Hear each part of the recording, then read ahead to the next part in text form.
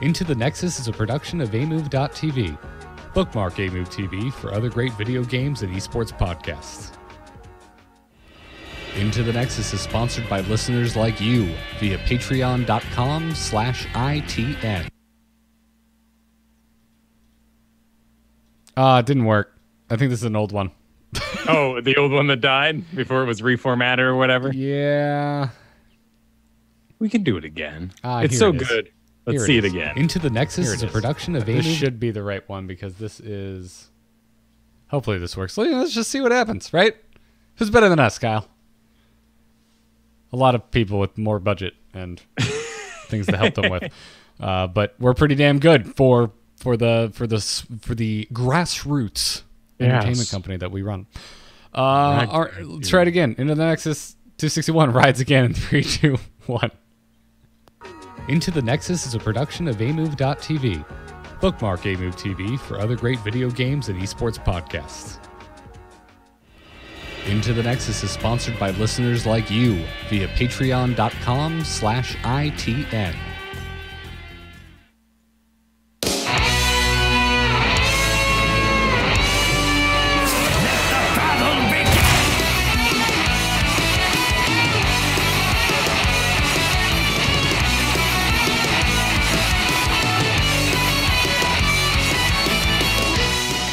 Greetings and welcome back, everyone, to Into the Nexus, the podcast all about Heroes of the Storm. I'm Garrett Weinzierl, joined as always by Kyle Fergusson. How are you doing this week, brother? I'm doing great. They did it. They put it out, Garrett. Into the PTR. Yes, but next week comes the things that we said prove it, and they did for the most part, and there's tiny minor things that aren't really worth arguing about because I'm very impressed. Actually, yeah, it's quite the package. The Heroes of the Storm team have delivered a full-fledged package. And if you're wondering what we're referencing, it means that there's so much to talk about that we're going to do this immediately. We're on, boys! Ha-ha! Let's liven up this place! Put me to the stage. Click the play button, and let's get started. You're damn right, chat room. It's quite the package. Garrett Weinzierl 2019. Quote it. Quote it. It is quite the package. There was a massive PTR update to Heroes of the Storm this week. So big, in fact, Kyle. Do you understand the magnitude of this PTR update? Do you know where I'm going with this? No, not yet, but go for it. It was so impactful that there's Heroes of the Storm's headlines on major websites like PC Gamer talking about this update. That's true. I will also say that in the recent and upcoming World of Warcraft Q&As, the Heroes of the Storm symbol was added to the background. So, hey, maybe. But my main story that I've seen this week is the stubbornness, which I applaud stubbornness over hypocrisy. So, still props to you guys out there. But I've seen a lot of people being like, ooh, Heroes. Wow, I really like Heroes. This is a big and nice update. I kind of want to play Heroes again. But I also said I would never play Heroes again until HGC came back. So I hate you, Heroes. And I applaud you standing your ground out there. So you're saying... Don't be... So you're saying you respect the people who are not coming back, even though it's a quality game based on an arbitrary tantrum that may have taken place publicly on social media. Tantrum's a strong word, but yes. And like I said, props to stubbornness. Always strong, stand your ground. But also, it's a damn fun video game. If you want to have fun again, just come on back. It's okay. I forgive you. And also, I use tantrum knowing full well that I am the type of person to enjoy a tantrum from time to time. Sure. But you also change your mind. And you're willing, you're open. Because you're full of emotion now doesn't mean you can't be swayed at a later date. Life is a highway, Kyle. All night long and such. Yes, terrible, terrible songs that should never have made top 40. Anyways, let's talk about the actual update and what's in it. And this is basically going to be today's episode, by the way, everybody. There's so much to unpack here. There's no strategy. We may take an email if we blaze through this faster than we would expect, but I wouldn't expect that to happen.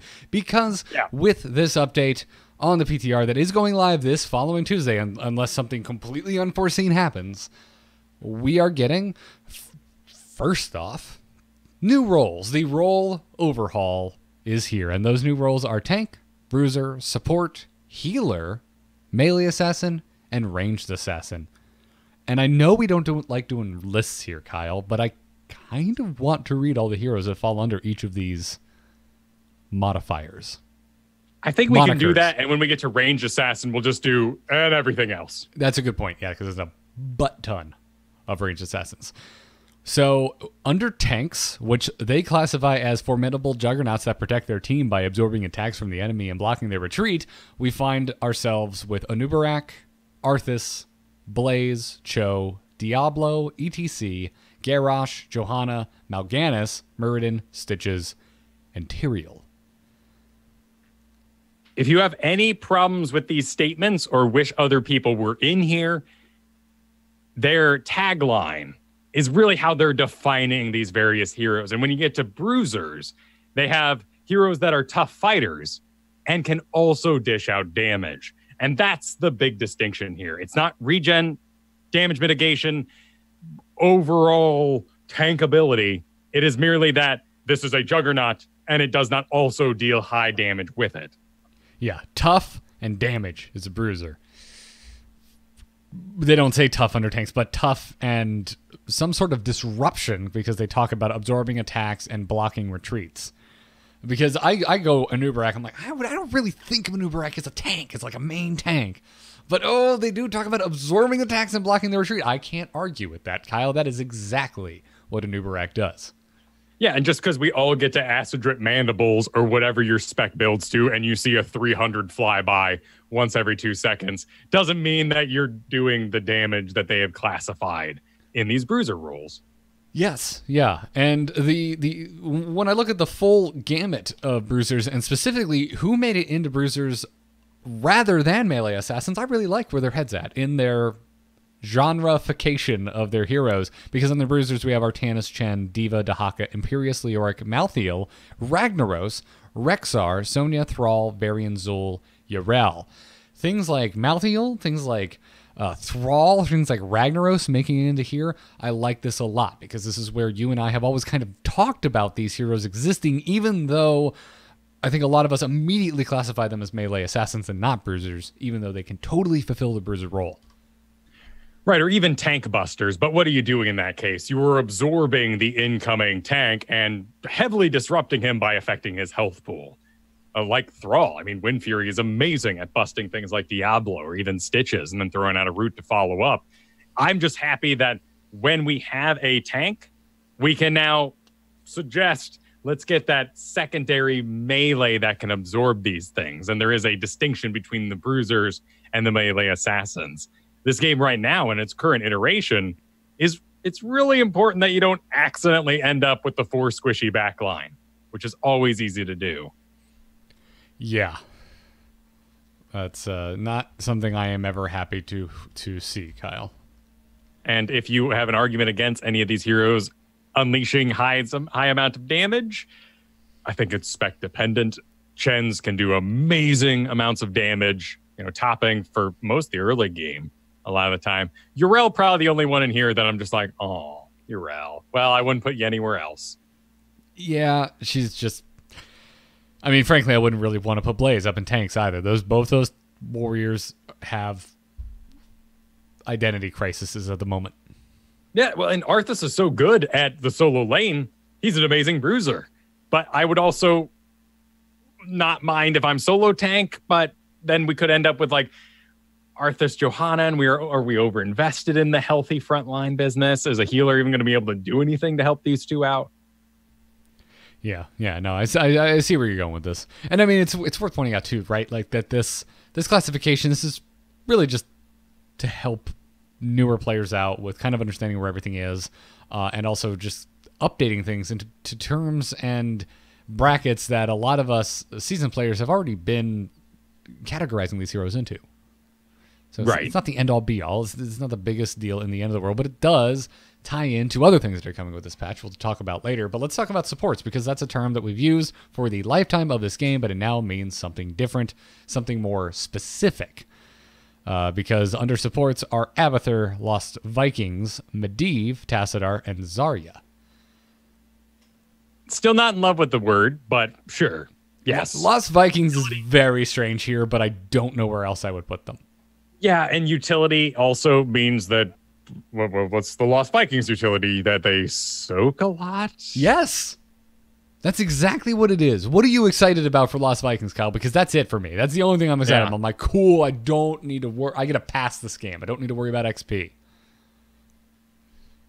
I mean, all 5 of these are basically the team is perfect. You guys just want to get weird. Yeah. Yeah. Outside of Abathur. Abathur's getting a lot of bans right now in my league. I think rightfully so. I'm afraid to face an Abathur. I don't want to put up with it. It's a lot of work. Yeah. It's a lot of work. So as for what happened to a lot of our, what we would think of as traditional supports, they are now filed under healers. And that's Alexstrasza, Ana, Auriel, Brightwing, Deckard, Karazim, Lili, Malfurion, Morales, Lucio, Gregar, Stukov, Uther, Whitemane, and Tyrande. And chat room, I think it was, Hulog Gaming, said would Tyrande have been classified as a support before her rework that gave her significantly more healing? I think you hit the nail on the head. That old Tyrande probably would have ended up as a support and not a healer. Yeah, that sort of touch-up department. And while we play Zarya in a very aggressive way right now to get energy, which I think is a good balance with Zarya, oftentimes it's not about the sweet saves, it's about empowering Zarya more with her own shieldings and ability to assist. Yep. And then under your melee assassins, we have Alarak, Butcher, Gazlo, Illidan, Kerrigan, Maiev, Murky. Find strange, but again, where the hell do you put Murky? Samuro, Valera, and Zeratul. This looks really tiny when you press it in game.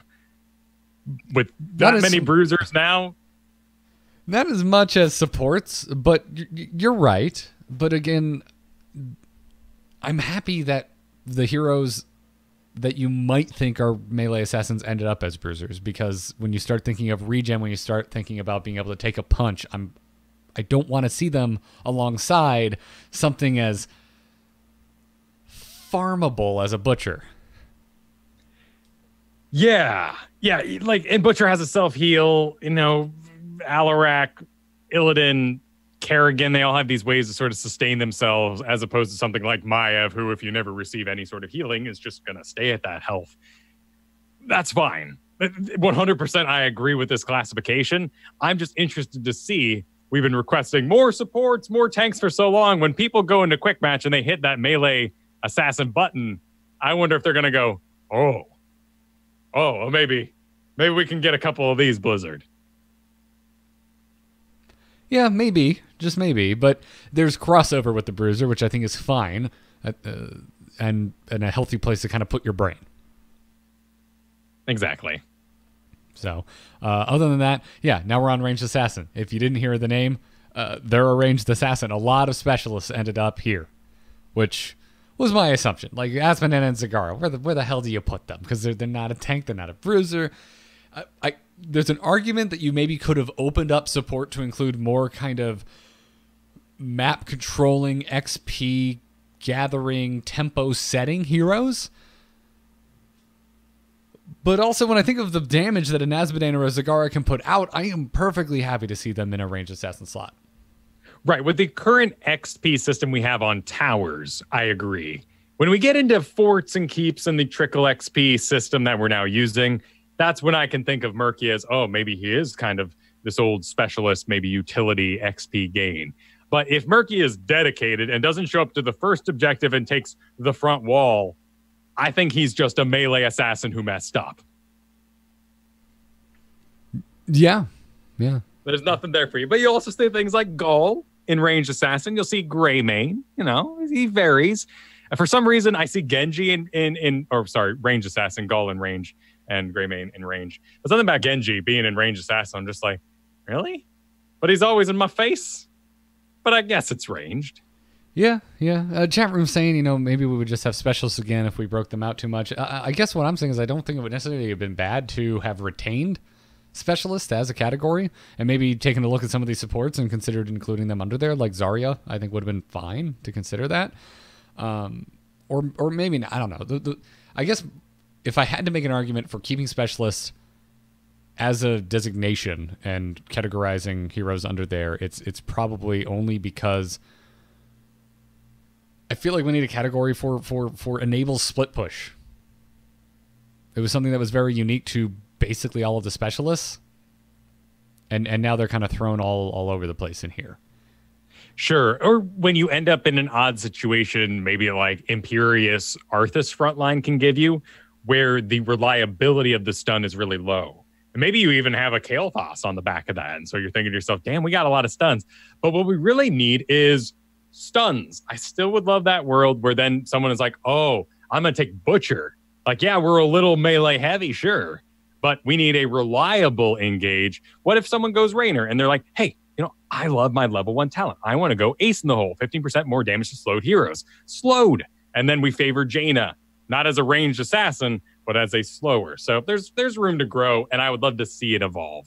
But from what I've heard, I'm curious. I'm always cautious about this thought because I hear a lot. Oh man, this is finally gonna fix Silver League. Finally, those golds will stop messing up. Bots don't know how to draft, and I hope it works out. You still got to know what you're picking. Right, yeah. There's still more nuance than what is displayed in these monikers. Yeah. It's kind of the point we're getting to. And, when I kind of dig deep and the whole conversation we just had about the specialists, it's not me sitting here going like, oh, I think they messed up. I think it's really important that we have the specialist thing. I don't feel that strongly about it. At the end of the day, this isn't really helpful for me. I don't think it's very helpful for you. We play this game long enough. We know enough about these heroes that we don't really need these these headlines for our heroes. Yeah. So, but I do find it to be, I enjoy having kind of more top-down discussions about where would you categorize these. It's a really fun conversation to have. And if it means that my Johanna is accompanied by a Ragnaros more often than a kind of quote-unquote frontline Genji, I'm a happy person. Bring it on. Yeah. So this ties in to us selecting our roles. That UI is now in the game. Well, it's in the PTR. I think it's pretty slick, actually, if I do say so myself, for something that I honestly don't think is all that helpful. It's very clean.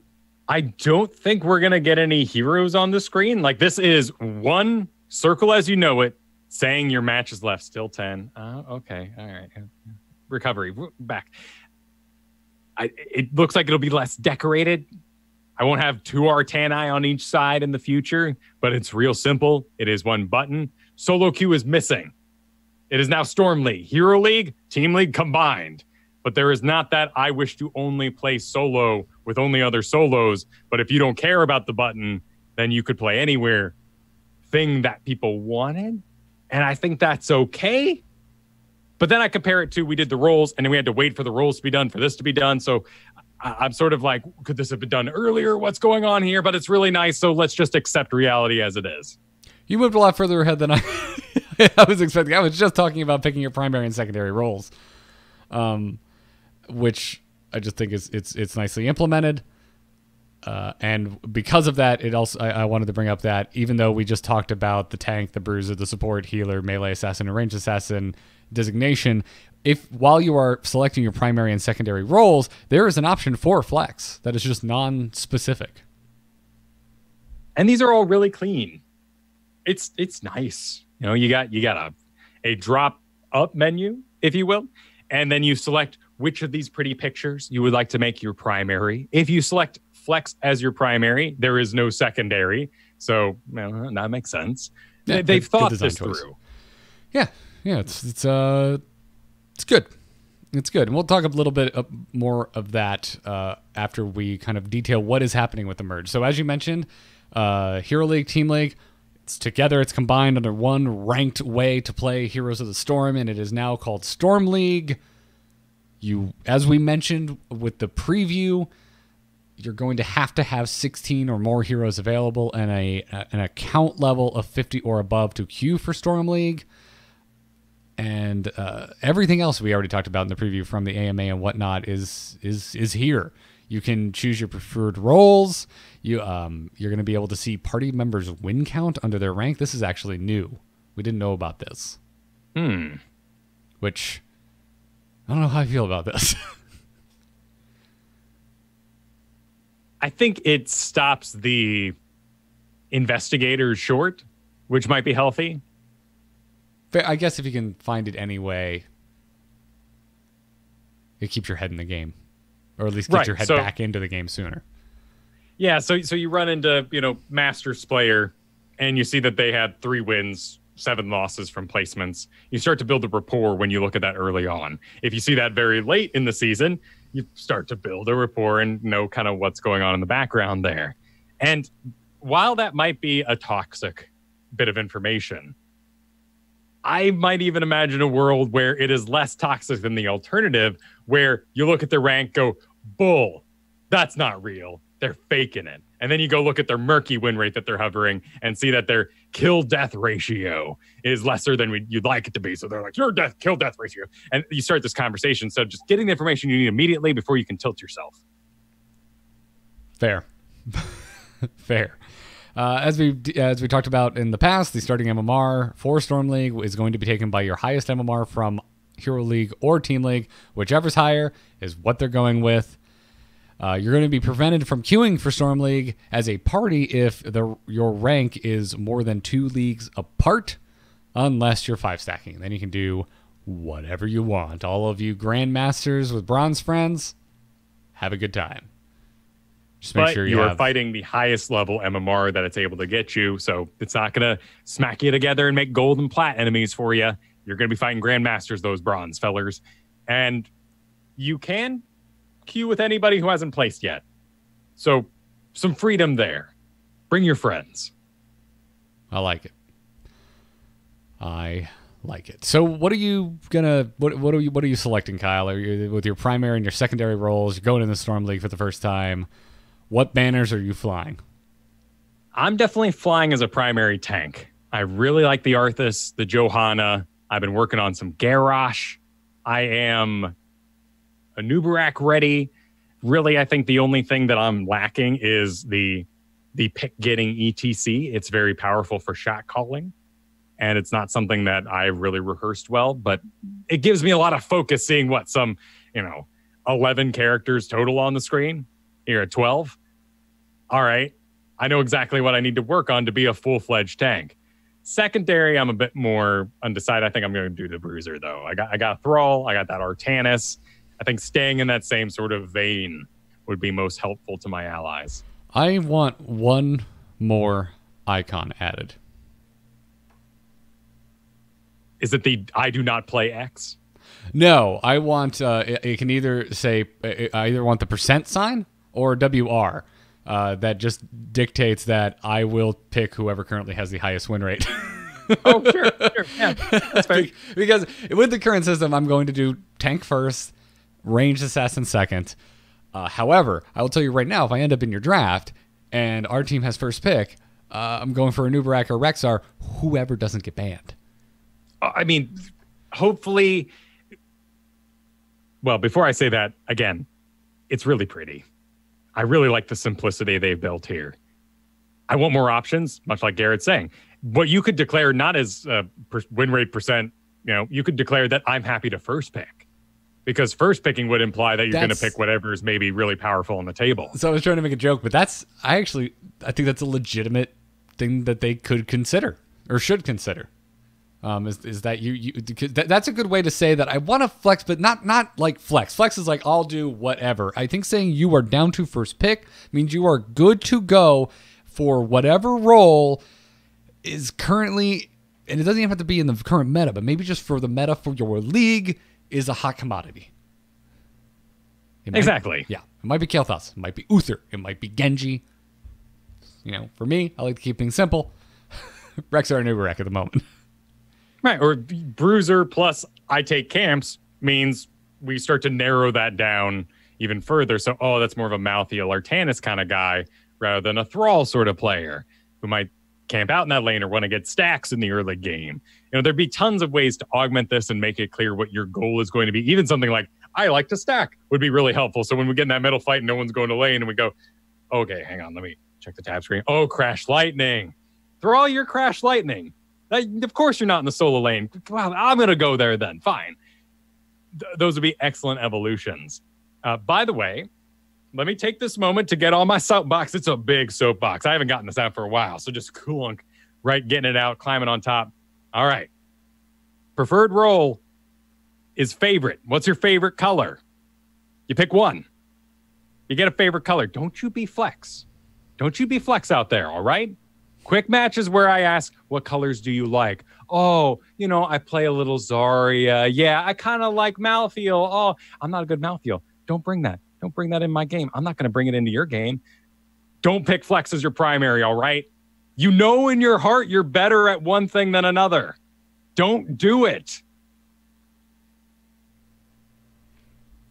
That's why I'm picking tank. Yes. Awesome. Even though I'm more than happy to flex. I am more than happy, Kyle, to fill whatever role needs filling. I love supporting. You know me. If we had like a regular team, probably I don't know anymore.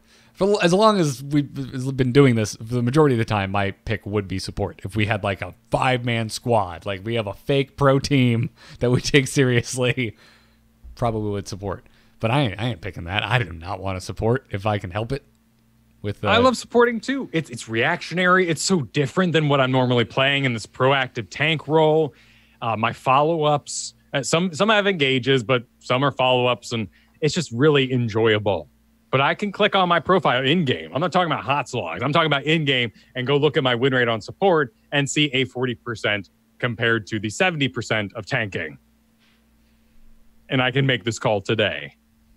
Mm-hmm. Yeah. It's strong.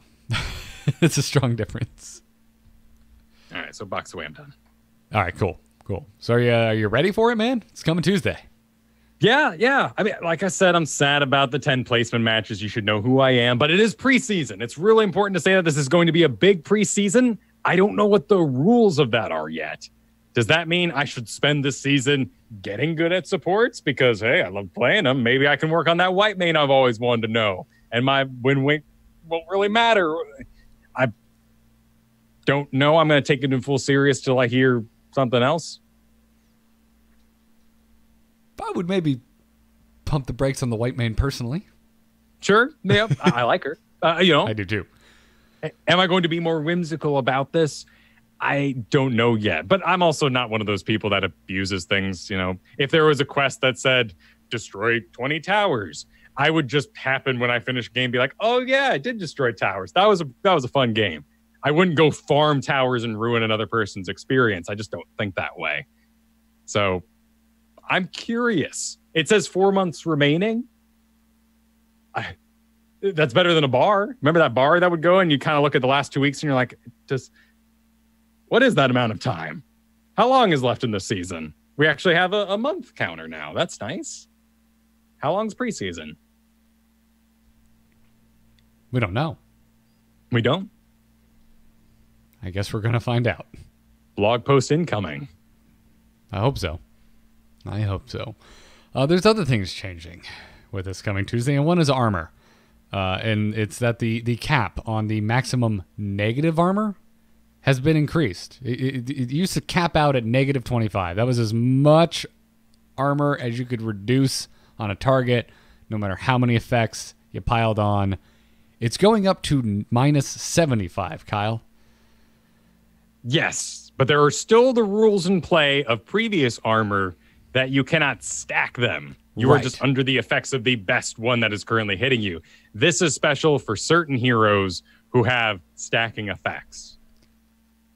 Yes, and that's exactly what the developer comment brought up. They're like, hey, we instituted this other rule. It more or less renders that this hard cap unnecessary. However, there are specific cases where you can go beyond a negative 25 armor. And they're talking about the new unraveling talent on Chromie, which we'll talk about in a second, or Sergeant Hammer's shrapnel mines.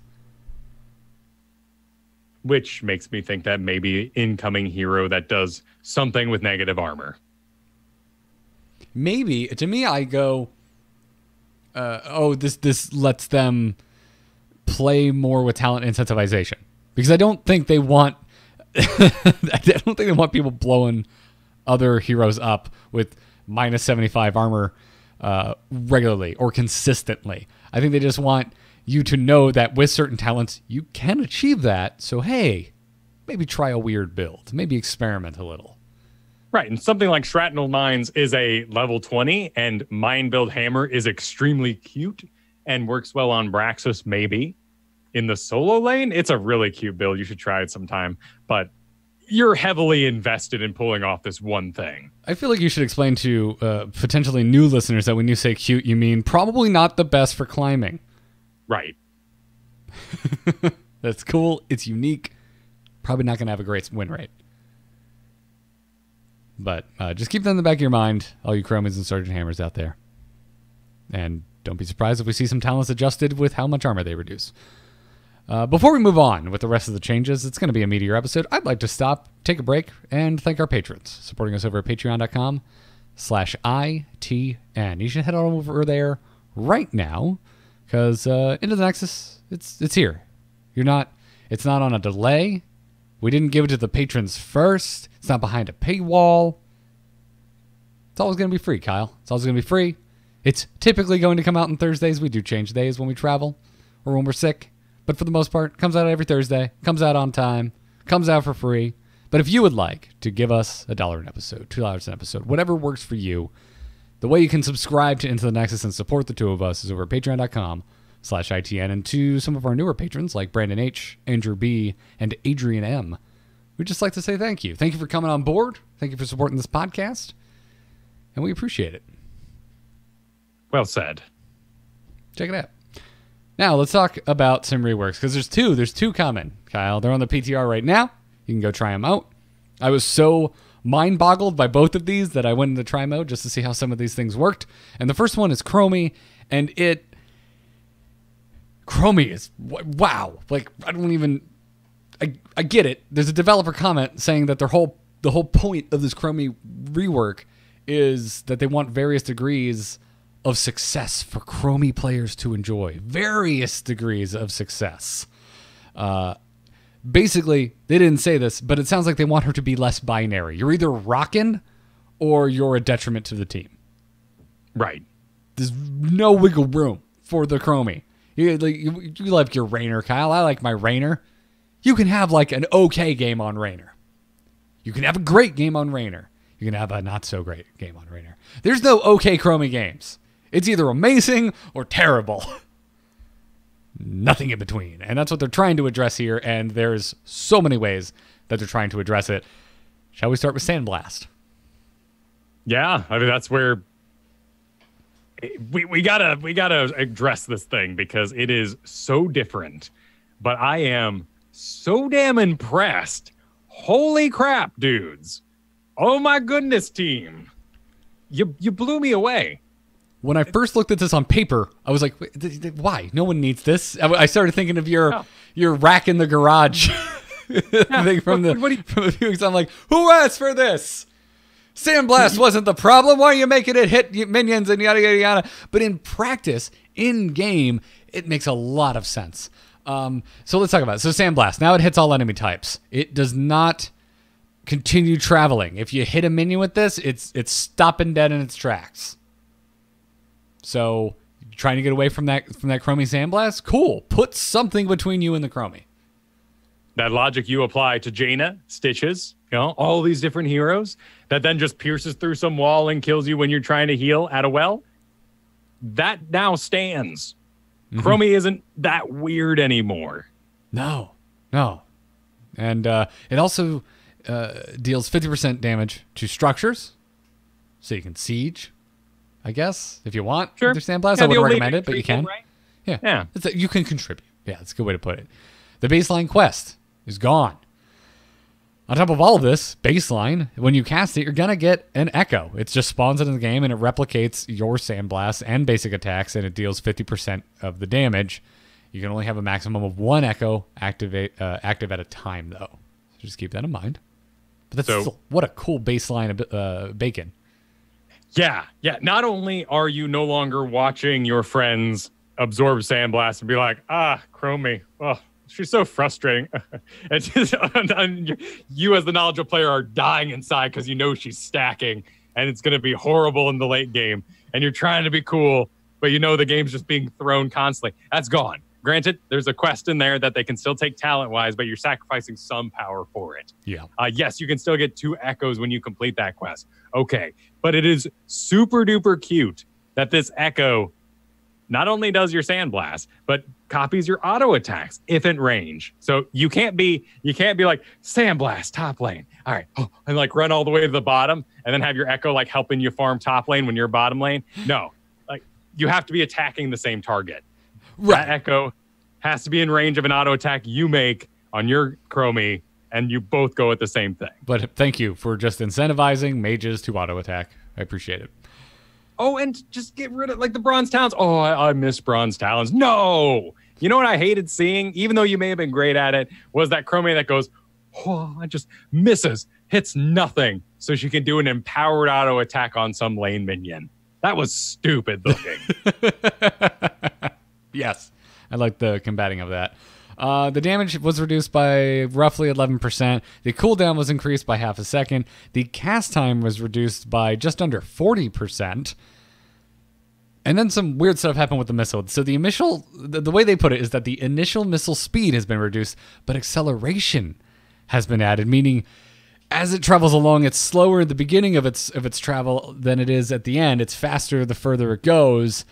But the time that the missile takes to travel its full distance has been increased by what on paper looks like very small increments. It's an over 40% increase, Kyle, in how long it takes your sandblast to travel its full distance. So it is going to be more difficult to land your sandblasts, not only just because it's going to hit a minion and stop, and you're not going to get that sick hit on that Janie you were aiming for, but it's also moving slower. Some counterplay availability. You got walls, you got minions, things to block it, and then if you're just moving sweet, you're going to be able to dodge these things. But let's take a look at Dragon's Breath, where it got a big old pile of power put on it. With an asterisk, I would say. A pretty big one. People like when I say big asterisks because it's funny. They think I'm saying big ass. I get it, folks. I get it, yeah. So Dragon's Breath, first off, right off the bat in the balance patch notes, you'll see ground warning is no longer visible to enemy heroes. And all the Chromies in the world, you can hear them cheering in unison. But then they continue reading and they go, wait, what? Hold on a second. Damage has been reduced by 50%, Kyle. Went from 390 down to 195. There is, however, the potential for 585 total damage out of your Dragon's Breath, and that's because it fires a succession of 3 blasts with a 3/4 of a second delay between them toward a vector-targeted direction. Where my Ragnaros is at, Kyle, where you rags at, are you ready to get your Chromie on?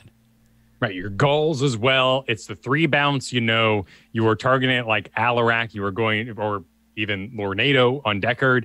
You were going to choose the direction of this thing. Guess what? People run away in big straight lines sometimes. They want to go through a certain gate. In fact, this is great for sieging gates. No 50% damage reduction on this guy.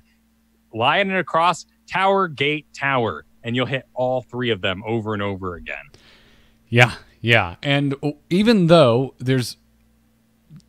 So I can understand some apprehension here, right? They took away 50% of the damage for landing a Dragon's Breath, but now there's 3 of them that happen in a line that you get to control, so the damage potential is higher, but you sit there and you go, yeah, but I'm going to miss it sometimes.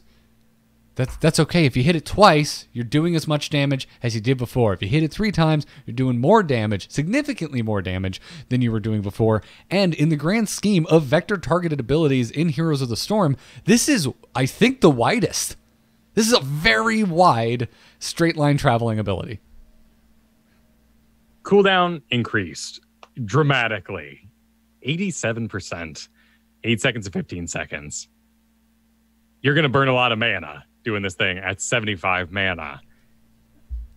But I feel like the trade-off is worth it because Chromie's going to be able to help with siege damage. Guess what? Like a Gul'dan, your corruption, pop, pop, pop.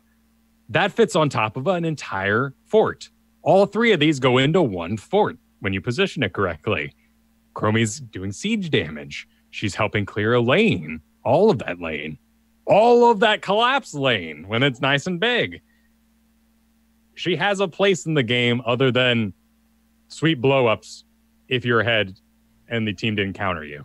Yeah, and I've seen some people talking about it. It feels a little like homogenization, but at the same time, like they've tried so many things and it just wasn't working. And it is because of that, right? Like you look at someone like Jaina, who has an ability like Blizzard on such a long cooldown. It's such an integral part of her kit, especially when it comes to team fights.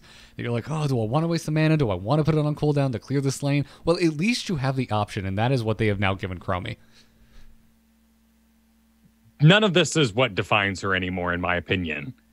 Time Trap is where Chromie is so unique.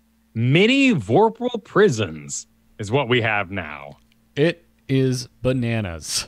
So you put them down like you always have. However, it requires Chromie to reactivate the trap, to detonate the trap, and put all units in the area of effect of said trap into time stop.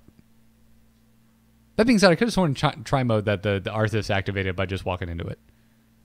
And now I wish I had tested that more. No, that shouldn't have been the case. This is an activatable. It is all heroes. So no lane minions. You can't do it on a core to stop the Punisher from beating it up. It's not Void Prison in that way, but this is allies and enemies. So one of the first things I heard was, no, what about Zeratul? He's always coming for my Chromie. Well, you've got some options now. One is that you place it behind you or around you where you think Zeratul is going to be. And when he shows up, you press that D button, and he is now stuck in a mini one of these, which is pretty visual, right? Makes a big old TikTok click countdown. It's hard to miss that you just put Zeratul in there. Or you could use it on yourself and say, I go in here, and now he misses his abilities instead of maybe holding on to them. And then when I pop out of my time stop, we can keep going. And it gets extra cute at 2. Remember, Chromie gets her levels early, so this is her level 4 talent, but it's at 2. Yeah, it's been a while since we've talked about Chromie talents, so and it may have been a while since a lot of you have played her. So, worth a reminder. She has some really neat abilities. One is just that you can have 3 stacks of this and detonate them all at the same time. It's easy to look at this and be like, oh, that's the easy man's talent. That's the one I'll use when I'm not. No, now you've made 3 things you have to keep track of, and you're probably going to do what I did, which is put half their team in one and half of your own team in the other. And then the Jaina's going to walk up and be like, well, I know where I'm going to blow up your whole team, and you're going to kill yourselves. It's awful. I like the idea of clustering them around an obvious escape route for the team you're about to fight, or an obvious engage route for the team you're about to fight. Imagine this on Volskaya, Kyle. Can you imagine this on the pads on Volskaya? They all detonate at the same time, but it's a pretty cool idea. The size of this detonation, by the way, is about the size of a Tyrande stun. So it's a decent circle, and all you got to do is have a toe in it. Yep. And no duration. No void prison. You can walk into it willingly. It's a pop, and then you're frozen. I know we've all done it. You probably tried to play it off like you did it on purpose, but we've all accidentally stunned more than one person on Tyrande and felt really good about it. Yeah, so it'll happen from time to time on here. But I really like it's Ender Hall Anomaly, right? That gives you the 3 charges. That's the new time trap talent. Yeah, it just putting them near each other to make a much larger area of effect to drastically increase your chances of time trapping more than one target. Now, with these things so important, they'll just get destroyed all the time. Well, they increase the health on them by 66%. It is actually at 500 health, pretty detrimental for you to take all your auto attacks on Zul'jin and suddenly focus 2 seconds in the other direction. In quick match, an enemy Chromie would need to hit it with all 3 hits of their Dragon's Breath to kill the time traps. Which can't be done because, they're moving. They're too spaced out. Corruption style. Spaced out. You get 2 other choices, which are pretty damn sweet. Chronic Condition. After the time stop ends, enemies affected by the time trap are slowed by 25%, and allies are sped up by 25%. Or you can do Time Trouble, which is the armor version of this. 20 armor off enemies, 20 armor for your allies. I like that that's there. I can't imagine a world where you're intentionally stopping your teammates. Well, Pyroblast. Right? Pyroblast? Pyroblast is flying at your ally, and you go Time Trap. Get in! Oh. And you pop it. And Pyroblast hits nothing. But you don't need a movement speed or an armor increase to make you want to do that. You just need Pyroblast on the enemy team to make that worth it. No, this is way better in that sort of Zeratul situation where you are saying, I'm going to put this one here that I have, and when Zeratul pops out, I'm going to pop me and him in it. And when we're both frozen, hopefully my allies help out, but I can run away from him faster than he's moving now. Or I will absorb armor, some of this damage off the attack, while he is now targetable by my friend. So he can't just kind of worth it on me. My God, you just sold me on. I hadn't thought about it that way. Yeah, it's a cute idea. Yeah, because when you pop out of a Void Prison, you're on equal footing for the most part. Yeah. And Zeratul's been like walking around there being like, ooh, where am I going to stand? Yeah, but if you take one of these talents, you're going to have a slight advantage over your opponents. It's a forced level. You're going to have to pick one of these three, but I think that's really cute. And this is where Chromie, the strategist, which just adds a lot to her time character. Of course, you can't rewind the game. You can't at level 20 and then say, oh, yeah, let's play for another 20 minutes, right? That'd be super cute. And she's not Tracer, which makes Tracer unique. I feel like this adds that level of seeing the future role play that Chromie's been missing. Now I want a brawl where it's basically a legitimate game of Heroes of the Storm, but all the heroes are given kind of game-breaking abilities. Like Chromie can rewind the game back. Like, sorry, redo.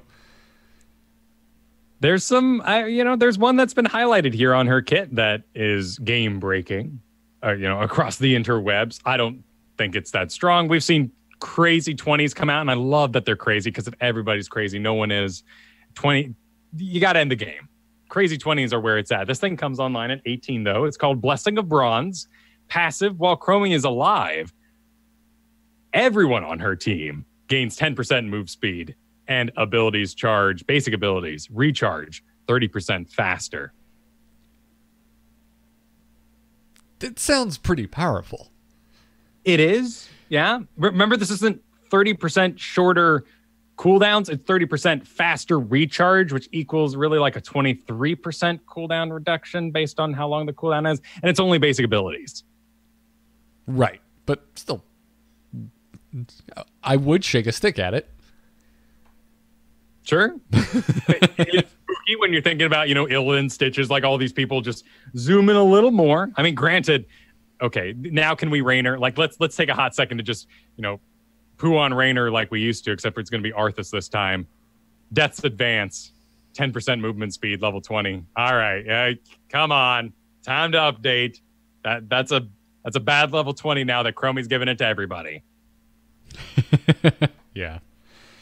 No, I'm with you. I don't think it's like game breaking, but that's strong. It's what I would take looking at her current assortment of abilities at 18.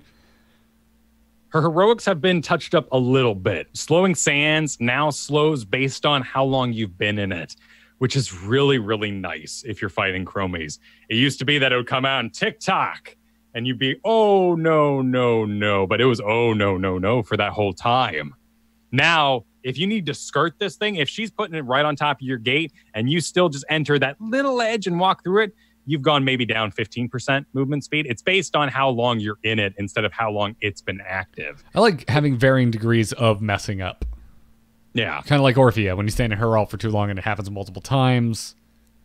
Same thing here. That's what's happening with Slowing Sands. It's like, oh, I messed up. I stepped in it, but like, how much did you mess up? Did you get out of it as soon as you could?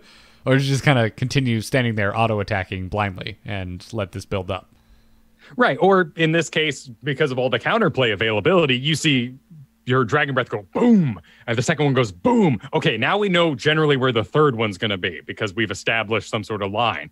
I would like to step into Slowing Sands for but a moment and then get out immediately to dodge that blast. That is not as absolutely crippling as it once was. Yeah. Temporal Loop. Now, this is really cute. Now increases the recharge rate of Chromie's basic abilities by 500% for 3 seconds, which if you're a Chromie main and you're going for Temporal Loop, basically you knew you wanted to use this ability, but you had to fart off and do nothing for a good 8 seconds while you made sure that Dragon's Breath was available for the next cast.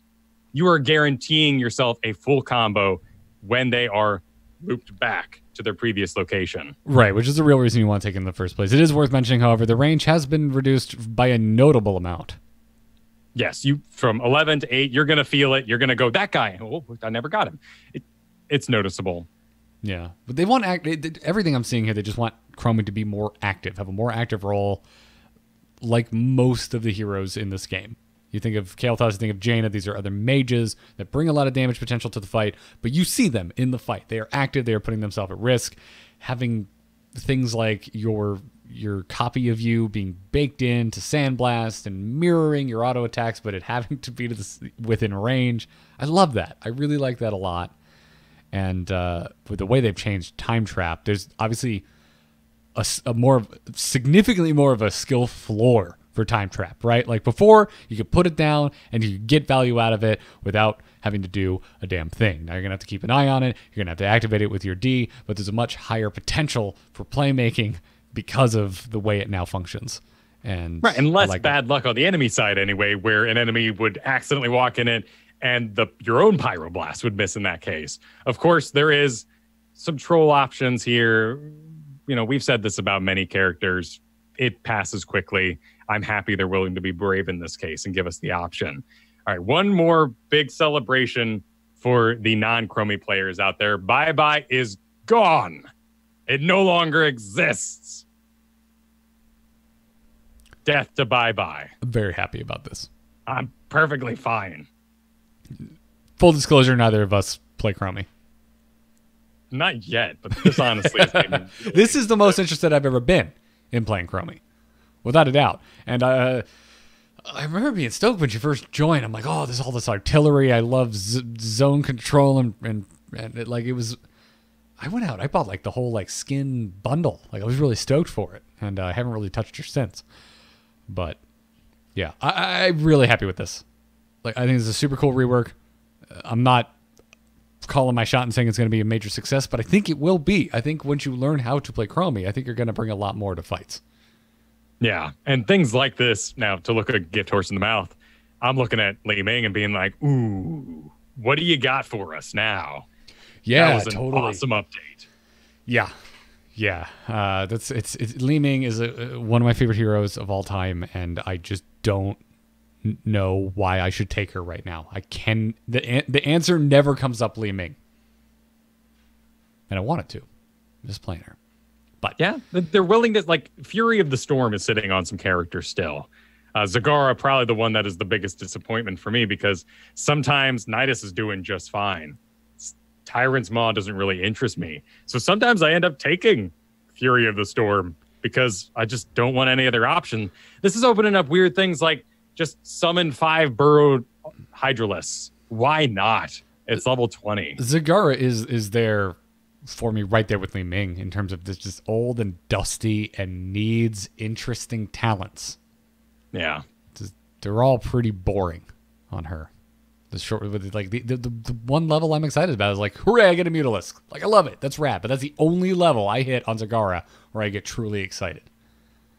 Right. And I often see a Mutalisk come out. I'm like, as expected, I don't think it's going to help us win more than we currently are or help us recover this position. So continue this bravery, team. It was awesome. Right. But let's stop wishing because there's still more things we haven't talked about. Lucio getting a rework, which I would say is actually a pretty light rework, especially in the shadow of Chromie's rework. However, there are some significant changes, and one of them is a heroic. Yeah, Lucio's a bit less decided for me. He is a very distinct flavor. He's a very particular way of healing. He is now more unique while becoming more Brightwing. It's weird. A little bit. Clunky is the word I walked away with when trying him. And mostly because of his new trait. But first, let's talk about the boring numbers. First, Crossfade, healing is going down by roughly 6%. Movement speed aura is going down by 50%. Yeah. What? Yeah. I mean, the tough thing about Lucio was that you should always be in speed aura, it felt like. And every time I had to heal, I felt like I was doing everybody a disservice because we could have dodged damage in the first place. It's always better to be winning with speed. And then maybe while we're taking that camp and we stop moving, I'll switch over to healing for a bit. Right. So healing is essentially, in the most reductive way I can put it, fixing mistakes. That's what healing is. And his speed gives you the tools to not make those mistakes in the first place. So the right way to play was this way that didn't involve him being really a support at all. Or, well, I guess a support over a healer. So bring it, but this also means that everyone who is a Lucio main out there and was interested in what Lucio brought to the table, he just lost 50% of that power. Yeah. Shadamur in the chat room says, I feel like speed boost was over-nerfed. I completely agree with them. I think this is an overreach for sure. Yeah. That one particular thing, the movement speed nerf on the aura, just seems like, why? 10%? I have to activate an ability to get 10%. Or no, sorry, this is the passive. Right. Still, are you going to notice that? Are you going to feel that? I feel like you're not. No, 10% you're not going to notice. Lucio's going to be like, come on, everybody, let's go. Are we leaving? Why isn't there healing coming from you, Lucio? No, I'm in speed aura. I want us to move. Yeah, come on, everybody, let's speed walk. Yeah. I don't understand why. I felt like it was fine. 20% is it's fine. Anyways, we're getting stuck in a rut. Let's move on. Amp it up. The healing boost heal was reduced by just under 2%. Pretty minor there. Yeah, not a big deal. But the speed boost, movement speed, when you amp it up, has also been reduced by roughly 33%. Like, they're just coming for your speed, man. So not the same as the 50%. This is when you're activating Amp It Up and you are enhanced on your aura. 30% is noticeable. We're still above that 20%. It is outside of Bummer Town. So, okay. So what did he get for this big exchange, this loss of his mobility? Because all you're thinking at home if you play Lucio is, how am I going to get around the front of people and boop them back? That's how I make selections. A very weird trait. And it's called Push Off. And I feel like the Heroes team has been playing Spider-Man on the PS4 because I love this ability in that game. While wall ride is active, so while you are riding on a wall, you can use your D key to launch yourself off the wall in whatever direction your cursor is currently pointing, which deals 100 damage and slows all enemies hit by it by 75% for 1 second. Now that is cool, but boy, is this weird to make work. It immediately works like things along the sides of Shifting Malice, Trample. Shifting Malice being Kel'Thuzad, Trample being the level 20 on Asmodan. You dash a direction. This as a engage is okay, but it's not like your speed off of the wall ride. This isn't like your trait. You have to be actively on the wall and be pushing off it. You're a foot off the wall, it doesn't exist. Buttons off. So it's a little finicky. Right. And maybe that can be adjusted. So what's weird about this is that you need to stay on the wall for you to actually be able to leap off of it. But the natural way you control most heroes in an isometric game, be it a MOBA or an RTS, is by clicking a lot in the direction you're trying to go. And that's how you can really manage Lucio's ability to stick to the wall. So in this, you have to kind of queue up or click ahead in a direction that you know will keep him on the wall, and then move your arrow nowhere near where you would want to be running to use the D. So if something goes wrong and you suddenly want to course correct the direction that you're traveling, your cursor's not where it needs to be. And it's scary. There are some things that help you, like Lucio has a lock on, much like Tracer has. So you don't need to be constantly clicking your target to make sure you're maintaining it with your movement. You can do lots of drags. And if you're trying to move along a wall, I'm often dragging my mouse below that wall to make sure I maintain that pressure on it. This does have a pretty big jump to it. It's about the size of a Vala Vault. So if you want to, if you're pursuing, and let's say everybody's healthy, so you've amped it up 30%, you're chasing, you're up on the wall, so you get in front of them and you do that boop back. You can also use this push off to jump in front and do that boop back that you might want. But I really found it interesting when I was taking an enemy keep and I was wall riding on the keep. I was able to do extremely aggressive things, knowing that I had a Vala-sized disengage to get out of there. I stayed to the last moment until that keep said, Lucio, you're my target. I went, okay, I'm out. Whoop, and I jumped. Yeah, that's what felt the most natural to me. As someone who loves trying to get in front of the enemies, retreating towards their wall, and boop them back, but I usually put myself in the tower range, it's fun to just touch the enemy wall and then use the D to just get the hell out of dodge. Yeah. And also maybe slow an enemy you're going to get the kill on in the process by 75%. That felt the most natural way. But when I was trying to like move along a wall to catch up to someone, and then that's when I was just like, this feels weird, and I'm not really sure what I want. Although now I think about it, you know what I want, Kyle? I want it to be the Spider-Man ability in the PS4 game, which you dodge towards a wall, and when you hit it, you use a command and you push off of it and do an attack. So just like give Mario Lucio head bumping. Just give Lucio the scatter arrow UI. He launches himself at the wall, and then whatever angle he enters at dictates the angle he leaves the wall from. The damage on this is incidental. We're looking at 100 damage at level 1. This does not get kills. It is not huge. The real goal of the slow here at 75% is to say that this character will not be changing their angle, and boop is on a radius. So if you boop them kind of sideways, they're going to go different than if you boop them straight on. A lot like Haymaker. You're framing up that guy for Haymaker, and he steps sideways. Well, that Haymaker's going somewhere weird off of Muradin, nowhere where you intended. Mm-hmm. There's a level 13 talent where you can get a full-blown half-second stun, kind of Johanna-sized stun that just keeps them in place for that boop you want to do on the other side. Another way this is used, though, is it kind of has a very in charge-like quality. If you want to be riding a wall and you want to just catch up, not go through somebody, you can point this at your wall and you will ride around it, almost at the same duration. So imagine Vala up against a wall and she wants to get to the other side. Vault would just make her kind of, whoops, into that wall for a second. Lucio will actually ride that momentum around the wall quicker using this. So it's more of a mobility tool than an aggression tool. Does this equal everything he's lost? There's a pretty hefty talent redesign, too. That's worth bringing up. Well, we haven't even talked about the heroics yet. Yeah, that's true. And he's getting a new one. High Five is what it's called. High Five, yeah? High Five is replacing your reverse amp. Right. Reverse amp is available at level 7. It is just pickable. It does 50 damage per second, slows enemies by 20%. If you're doing the other style of the crossfade, you can still have it. Yeah. You can have both. You can. You're right.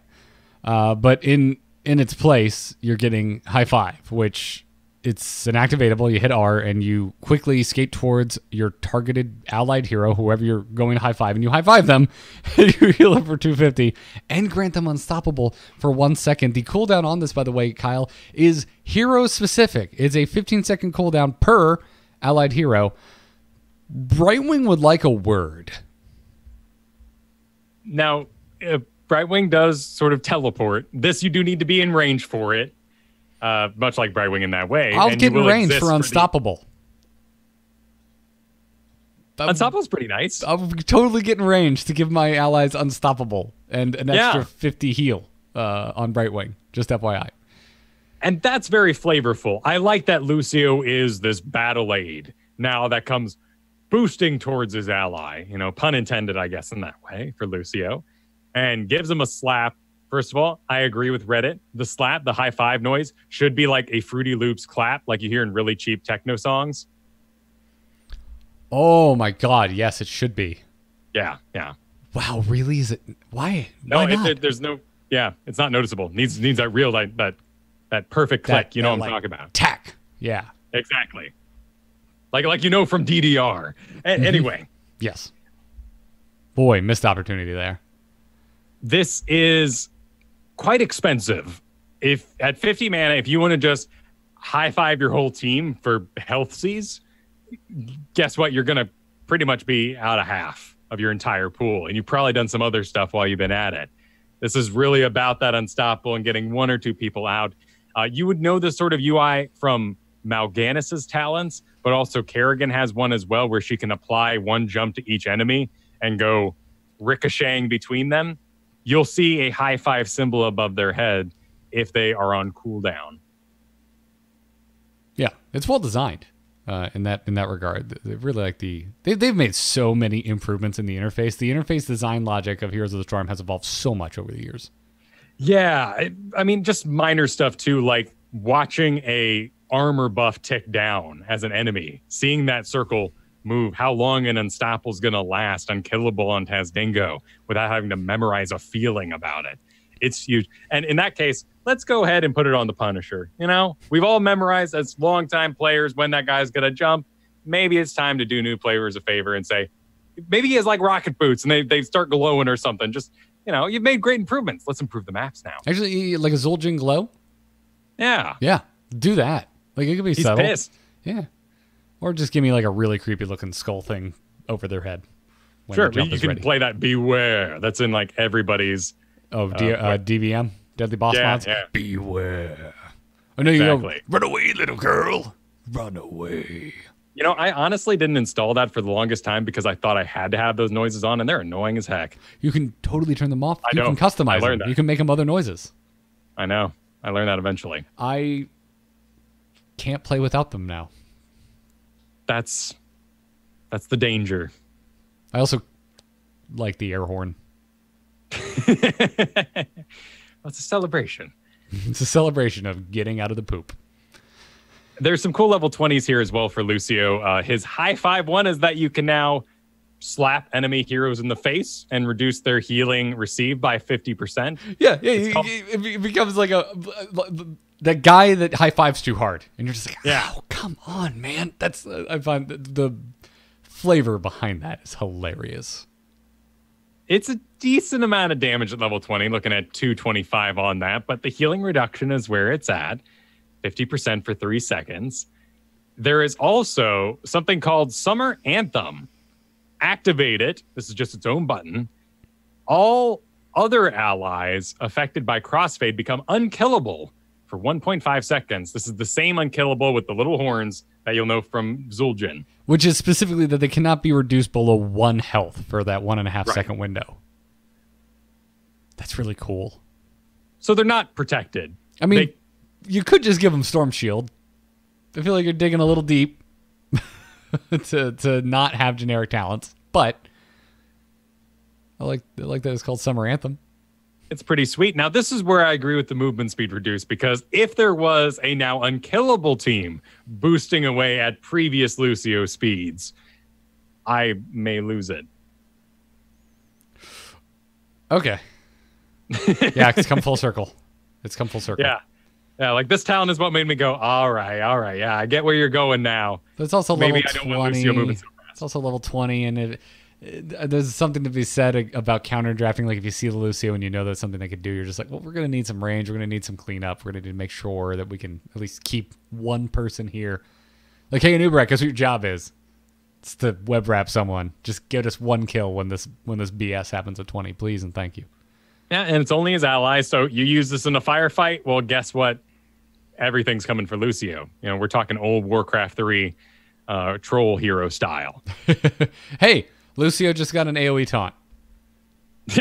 Basically, there's a lot of little stuff in here. Ability to get shields for yourself, other push-off talents, boombox is still there. This is the biggest mystery. Rejuvenesce is still there. This is your percent-based heal. Rejuvenescencia. I have never known how to pronounce this. I just call it Rejuvie. Rejuvie. Got to get my 16 Rejuvie. I like it. So there. Some of your old favorites still exist. I am a little lost on where this puts Lucio. I don't think this is a win rate improvement for him at all, but I do think it is very unique. And it kind of makes me go, oh, well, main tank Uther's ready. Let's put Lucio and Uther together. That sounds great. It's like I don't think they broke him. Like he's not so different. This isn't Chromie. I don't think you're gonna have to go in and completely relearn Lucio. Your teammates may have to. They're going to have to relearn the fact that they're moving at a speed increase so minor they're probably not going to notice it and think that you're constantly healing them. It's level 1 ability. Yes, if we want to play, lawyer ball here, we can say, well, you could take Lucio, or you could get a Chromie to level 20 and have a free Lucio all the time. You are being shamed by the chat room for suggesting double healers. How have they not seen Uther do his business? He's good at that business.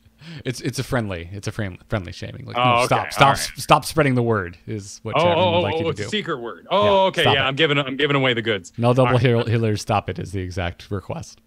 Okay. Well, as long, I'm not thinking like, ooh, how about we mix Ana? Let's get Ana and Lucio together. It's going to be great. I'm like, no. Let's boost in Stukov for a slap.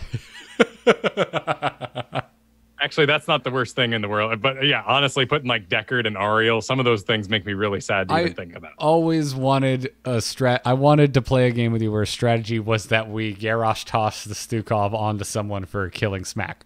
Sure. Yeah, I like it. So you flip them and attack them, but they get away. So then you flip the Stukov in for a killing blow. Yeah, I love it. Build a Genji, Kyle. It's all interesting. Yeah, I don't know where this is going to end up. I really like the Chromie rework. I think it's very smart.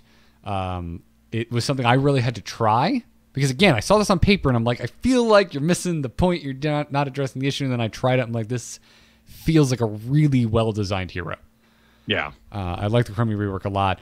Lucio, and again, I don't know how much it is that it's the same patch as this Chromie rework, which seems really thought out. It seems like a new direction and like a single voice, whereas Lucio's rework seems like they were unsure. Like they just like, well, I don't want to lose this. I don't want to go too far with that. So let's just move some things around, give him a high five, and let him push off walls. I don't know. I'm unsold on Lucio's rework. He can also get 7.7 attack range. Like he can ride around as an auto attack healer. There's options in here. I think maybe the issue with it is that one will be superior and the rest will all be a lot of hard work for not enough return. Yeah. And let's be honest. The move speed thing, if it turns out to be total dead on arrival, killed the character, that is something that's very easy for them to adjust. Right. We're not changing the full character. The way you said at the top of the show, I respect stubbornness more than hypocrisy. I respect trying things and it not working out more than playing it safe and not taking a risk. I don't think that's the team we have right now. I don't think that's the team we've ever had, to be honest. That's why I'm going to be firm. We're going to continue to monitor the Heroes of the Storm team and keep them to high standards.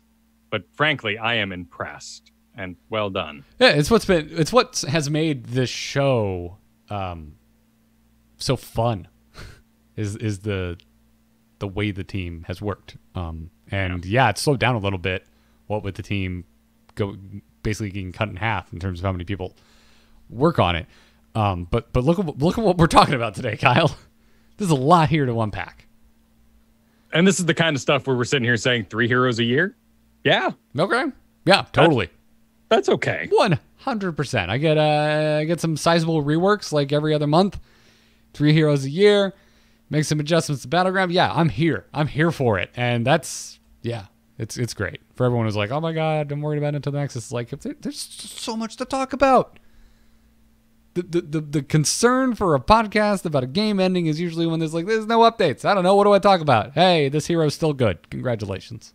That's still a fascinating game. And still, I'd say, in a sort of battle royale centric Twitch world, Heroes is damn watchable. I've got half an hour to digest a story.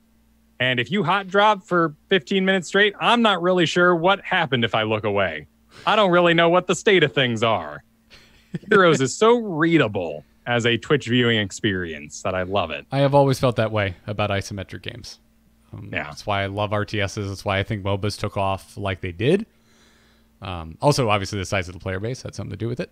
But as much as I love playing first-person shooters, it's not my favorite thing to watch. Well, same thing with with MMOs. Like, I don't know your backstory. I don't know all the people I'm hearing in chat, but you put me in a solo queue stream, and I get to enjoy a quest to win for 20 to 30 minutes. Yep.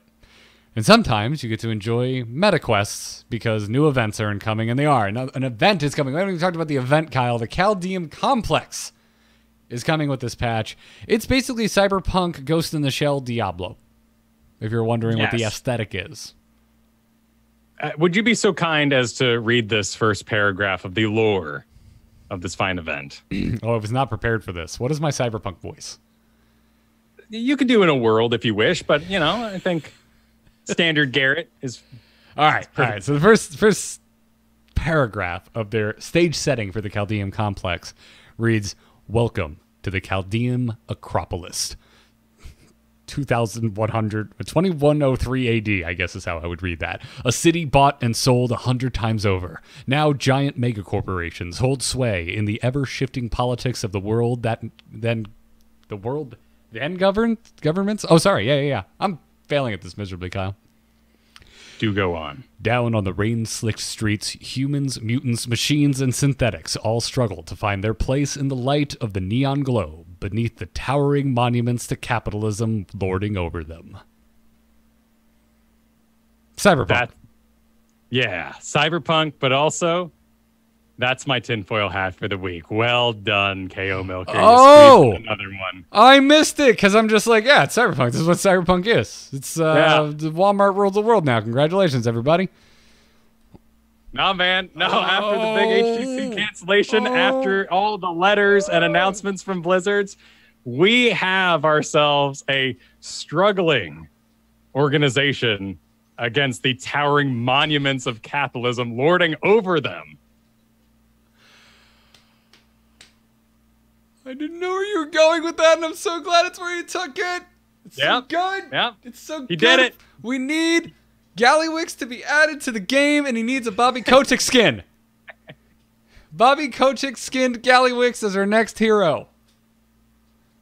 He just rides in saying, "Most money we've ever made, you're all fired." Yeah. He's so good. He's so good. I mean, granted, I think the Brack skin would be Deckard. And when he does his stay a while and listen, he pulls up a Mike Morkheim and says, "You made all this," and everybody's stunned and has no idea what's going on.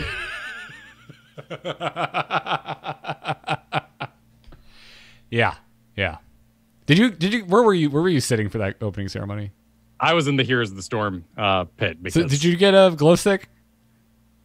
No, there were none on our chairs. Was there anything on your chairs? No, but I love doing it in a Heroes pick because I like hearing all the Heroes people being stoked. Oh, gotcha. I ended up in line with Terpster and Taliesin and Evitel, so we're like, yeah, sure, we'll sit at the World of Warcraft stage and listen to your crazy predictions.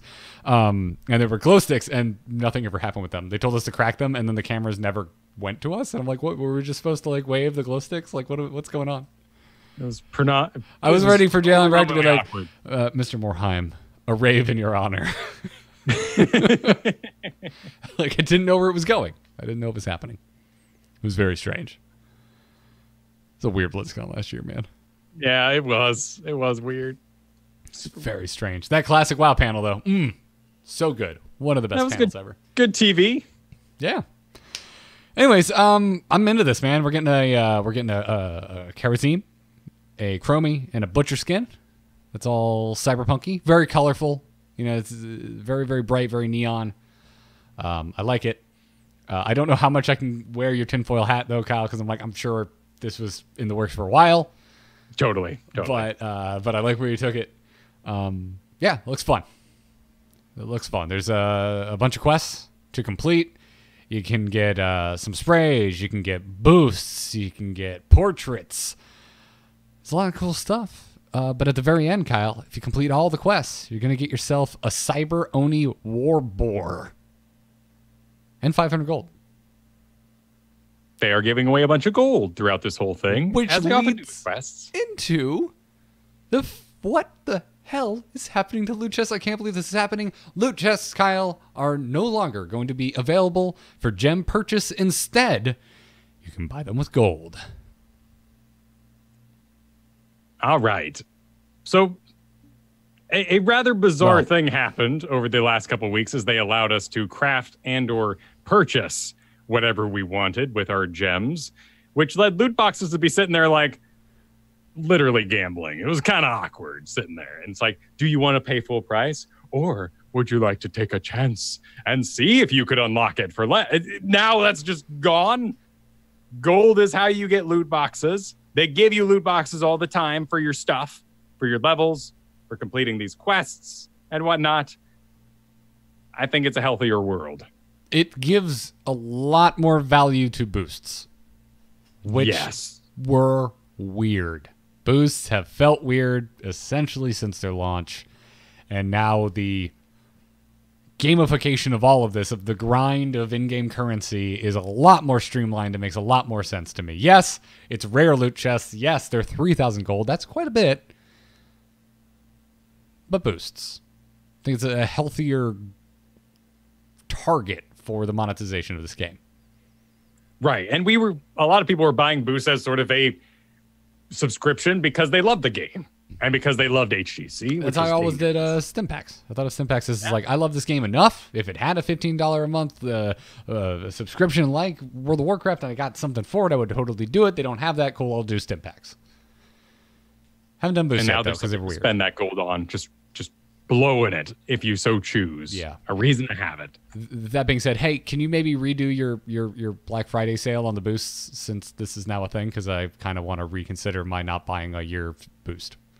Yeah, I'm definitely more interested now by a long shot. And that's fantastic. Well done. I wonder if being fake currency going into fake gambling makes it fake gambling. So maybe we can also skirt some of those laws that were keeping us down in other countries and game can stop getting some bad press. I hope so. Not that Heroes was the worst offender of it. Yeah. There's other Blizzard games that I think are maybe more problematic, but hey, we're the good children right now. Lots of my tweets that I've been putting out about Heroes this week have been retweeted by Overwatch folk being like, what is wrong with you? We're better than Heroes. Why do they get X feature? Mainly our role selections. Yeah. I mean, really, at the end of the day, I think it's the architecture of the game. I think the fact that it is essentially the StarCraft engine, which is so modifiable, I think. I'm basing this on nothing. I don't know. I'm not a developer. I didn't work on this game. But I think so. I look at Hearthstone's inability to try new things, to really morph your client into something new that we've never seen before. Everything new that happens in Hearthstone is just a slight twist on the rules we already know are possible. And I just think the way the game must be built must make it very difficult. That's why we still have upside down cards in something like spectator mode. And yet Hero Over and Heroes of the Storm, like I felt like a month ago is when I really heard them start being receptive to the idea of a role indicator, and it's already here. So it's I got, I don't want to take anything away from the team because they may have more to do with it than I think. But I think it's also just the way the game is built. It's built for change. And that's why this game sees such frequent iteration. That's what I like. One of the things I like so much about it. We're also finally breaking down that wall I've felt has been blocking our conversation for a long time, which is the merger of Hero League and Team League. Nothing else could be done until that was completed because we all wanted it. We all needed it. And now that it's gone, we can open our eyes to the future. And what is on the horizon now? Well, is it that clans? Like that's where my mind next goes. It's like, finally, the role rework, the merger, it's done. We can evolve past those things after 2 long years and find new ways to improve the game. You've been considering a merge for 2 years? Because for me, it's been shorter. I'm talking about roles in that case. Okay. The roles thing has been, and now I realize that the roles were held back by the technology needed to work it into the merger. So they said, let's do both at the same time. And while I still don't really disagree with that delay or really agree with that delay, I understand why they chose to do it. Yeah. Yeah. Overall, I think this is a really solid patch. And there were multiple surprises. The loot chest thing is a big surprise. Yeah, they're expensive, but this is still, I think, a really healthy change for the game. We're getting another event. Oh, also purchasable shards. Right now, I'm in the client. I can spend 2,000 gold for 100 shards. Wait, really? Yeah, so I can just. I've also got the option here to spend 10,000 gold for 500 shards. So gold the shards, craft anything you want as well. I'm sorry, I missed that entirely. Holy crap. It wasn't released. It's here in the client, though. It's not part of the patch notes. Wow, okay. Huh. Yeah, not too shabby. Imagine if it's on the PTR, it's going live. Why wouldn't it be ready? Yeah. That's pretty crazy. That's really good. I'm super happy about that. I want a boost. Bring the boost sale back. I want to buy a year boost now, please and thank you. All right, the worst thing that can happen at this point is preseason is awful. They've already given themselves an out. It's a preseason. But we may have some placement issues. That's about all I can come up with in this point in the game's life. Yeah. It's happened before. It's happened more than once, so I wouldn't be surprised if it does happen.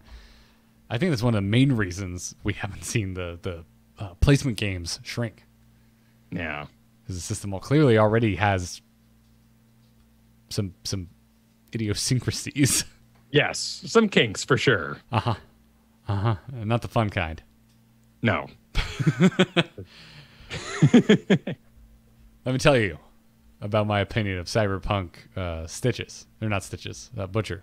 No, never mind. It's a bad joke. Moving on. Overall, I'm ecstatic about this patch, Kyle. I think it's... What?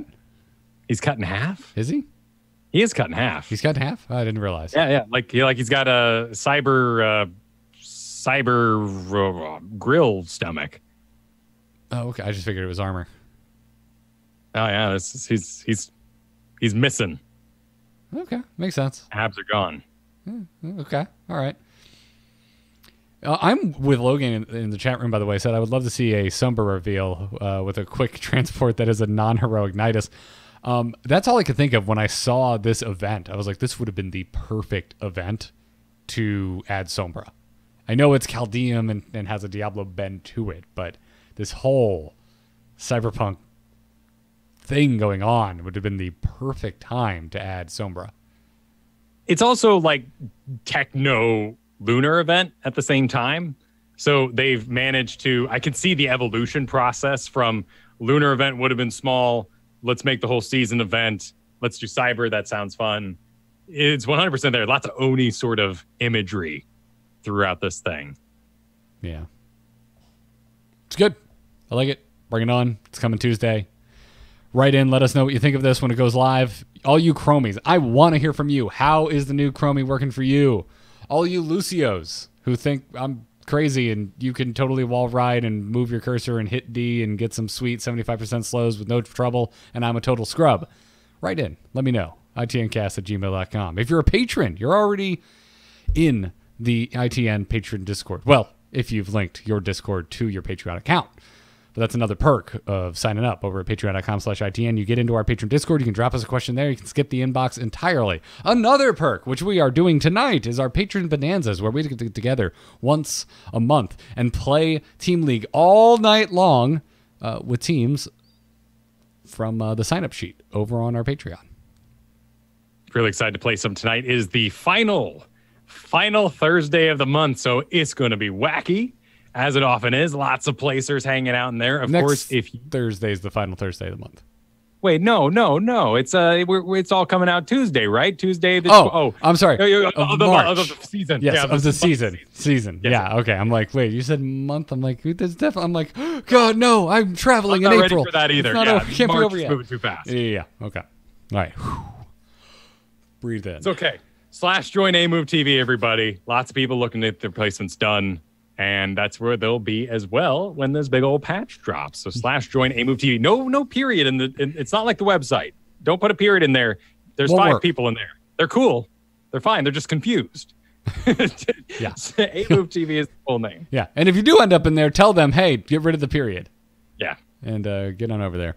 But that brings us to the end of today's episode. Thank you again for supporting us over at patreon.com/ITN. If you're not supporting us over there and you're listening to the sound of my voice, consider it We would really appreciate it if you became a subscriber of this fine show. And we'd really like to thank our Patreon producers, Declan H., Cheesy Bob, Pathagos, and Crusader Dave. Thank you for the support. You can catch us live Thursdays at 5 p.m. Eastern right here on twitch.tv/amovetv. Come join the chat room. Join us. Have a laugh. Help us figure things out when we can't remember the name of something, and then you get in there with like this clutch save. Like, I know what that is without even looking. You don't need to type on your keyboard and mess up the audio quality of your podcast, and we appreciate it. Well done. We also appreciate being sent off the rails by something really funny that may or may not have anything to do with what we were talking about. Sure.